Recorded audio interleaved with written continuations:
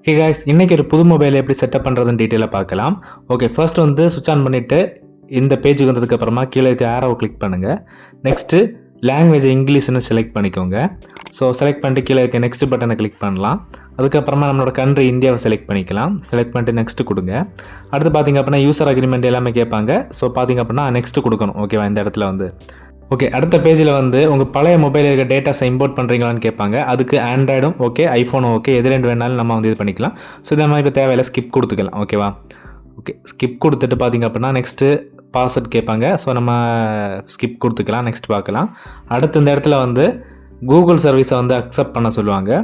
So பார்த்திங்க அப்படின்னா இதில் ஒரு சில ஆப்ஷன் கொடுத்துருப்பாங்க. ஓகே, எல்லாத்தையுமே ஆன் பண்ணிவிட்டு நீங்கள் வந்து அக்செப்ட் பட்டனை வந்து கிளிக் பண்ணுங்கள்.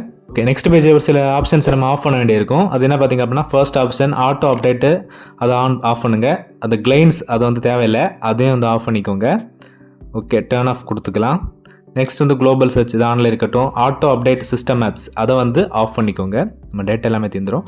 ஆப் மார்க்கெட்டு வேணும்னா யூஸ் பண்ணிக்கோங்க, இல்லைனா ஆஃப் பண்ணிக்கோங்க. நான் ஆஃப் பண்ணுறேன். ஓகே, நெக்ஸ்ட் பார்த்திங்க அப்படின்னா குயிக் கனெக்ட் ஆனில் இருக்கட்டும். அதுக்கப்புறமா லைவ் அலர்ட் ஆனில் இருக்கட்டும். இதெல்லாமே பார்த்திங்க அப்படின்னா ஆனில் இருக்கட்டும். ஓகேவா, ஸோ கீழே ஸ்க்ரோல் பண்ணும்போது ஒரு முக்கியமான விஷயம் இருக்கும். ஸோ பார்த்திங்க அப்படின்னா நான் சொல்லித்தரேன். அந்த இருக்குது பாருங்கள், யூசர் எக்ஸ்பீரியன்ஸ் ப்ரோக்ராம். இது வந்து உங்களோட டேட்டாவை வந்து கம்பெனிக்கு ஷேர் பண்ணணும், உங்கள் பர்சனல் டேட்டாஸை. ஸோ அதனால் ஆஃப் பண்ணிக்கோங்க. ஓகேவா, ஸோ பார்த்திங்க அப்படின்னா நெக்ஸ்ட் வந்து சிஸ்டம் ஸ்டெபிலிட்டி இதெல்லாமே ஆனில் இருக்கட்டும்.